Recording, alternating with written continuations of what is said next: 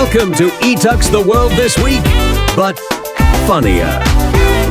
All right, it is November 7th, 2025, and we are looking back exactly 1 week. That's it.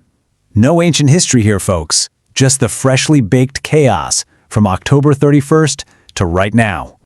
So what's on the menu? Oh, just a little bit of everything. We're talking Halloween hangovers, some serious election echoes, and enough global drama to make a reality TV producer just blush. Let's get into it. Welcome to ETUK's World This Week, but funnier. I'm here to slice right through the noise of the headlines for you. So let's begin. First up, world and politics, or as I prefer to call it, where grown-ups play Risk with real lives. And let me tell you, this week was an absolute whirlwind. We're talking summits, shutdowns, and enough finger-pointing to invent a whole new sign language. And we're kicking things off in the good old US of A. So, President Trump is having what the media is diplomatically calling a bad week. And by bad, I think they mean his horoscope probably just says, oops. I mean, you've got setbacks at the polls, you got some slaps from the Supreme Court, and Congress is basically giving his entire agenda the cold shoulder. The only thing that's consistent? That Twitter feed. Honestly, it's less House of Cards at this point and more Weekend at Bernie's, with his approval ratings playing the part of Bernie.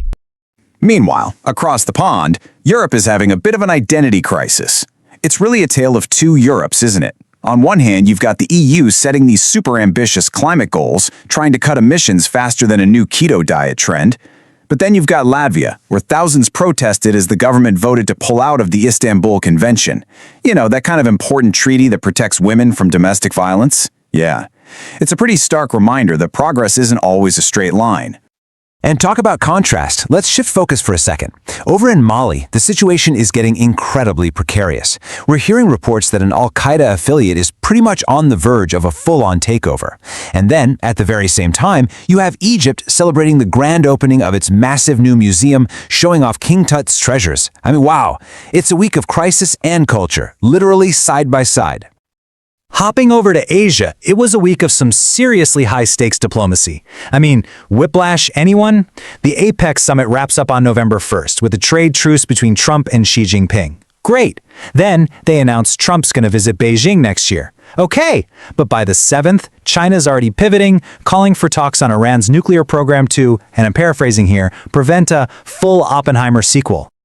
And way down under, Australia is busy setting up a new regulator for its nuclear-powered submarines. But get this, in a really strange turn of events, Hamas actually appealed to Australia to be taken off its list of terrorist organizations. And just to top it off, 50 years later, the dismissal of Prime Minister Whitlam is still being debated as an Australian coup. I guess some political drama just has no expiration date. All right, let's switch gears. Time for science and technology, where this week the impossible became, well, a little more possible and probably a lot harder to patent.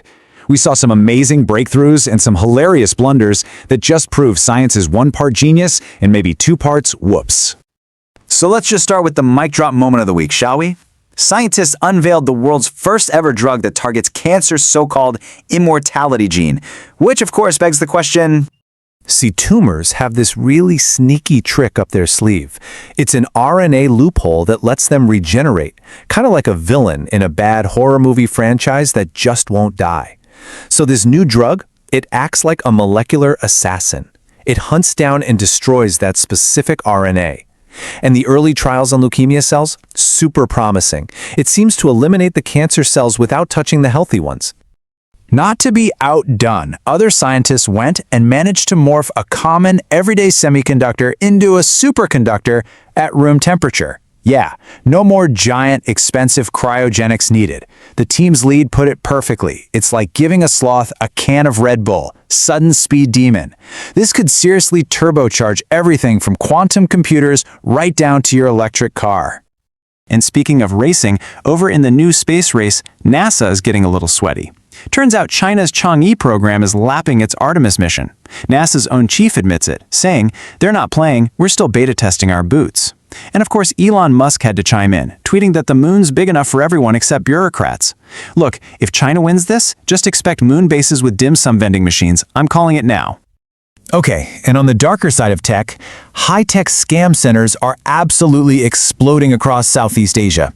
And look, these aren't your typical spam emails from a Nigerian prince anymore. No, they're using AI deepfakes and these really sophisticated pig butchering scams. That's where they build up trust with a victim for months before convincing them to invest in bogus schemes, and they're stealing billions. It's a seriously scary upgrade. And now for the savory soul of the globe, the part of the week we can all agree on. Food and culture. This is where flavors flirt with folklore, and this week's menu is a globe-trotting feast of trends and tastes that just proves we're all just, fancy apes with forks. So Japan is putting its best food forward. A survey this week found that over 71% of locals believe sushi is the #1 dish to share with foreigners. And their logic? It's a little taste of Zen in a totally chaotic world. Honestly, it might be Japan's latest diplomatic strategy. Win over their stomachs, and their hearts and minds will follow. Meanwhile, it seems our snacks are getting a serious glow-up. I'm talking gummies with probiotics, protein bars packed with brain-boosting nootropics, and lattes infused with stress-reducing adaptogens. Food isn't just for energy anymore. It's becoming a personalized pharmacy. So, just be careful what you snack on. You might accidentally achieve enlightenment during your next Zoom meeting.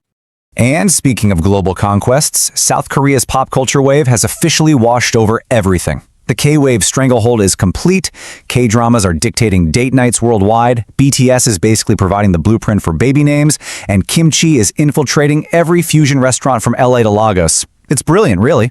Cultural judo, a small nation with these massive, massive hooks. And finally, we enter the circus tent. This is where facts get put in front of funhouse mirrors and reality is just the straight man to absurdity's constant heckling.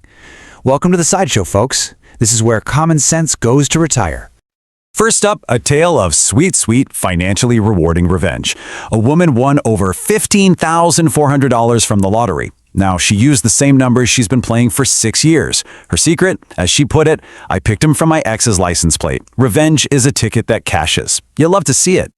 And for a quick lightning round of the week's absurdity, buckle up. Paleontologists unearths a dinosaur with spiked armor, which is basically an ancient punk rocker. A village in Vermont elected a cat as its mayor, whose main policy is mandatory nap time for all. A Scottish man proposed to his tractor, citing her incredible reliability and, quote, lack of nagging. And a grandmother is suing her Roomba for elderly endangerment. Nope, you really can't make this stuff up. And that's a wrap on the week's absolute whirlwind of news. From political faceplants to incredible scientific triumphs, from sushi diplomacy to tractor proposals, we've pretty much seen it all. I mean, this is humanity, right? We invented the wheel and then immediately tried to put spinner rims on it. In this grand, absurd play we call life, all you can really do is laugh hard and reflect sharper, because tomorrow's punchline is already being written.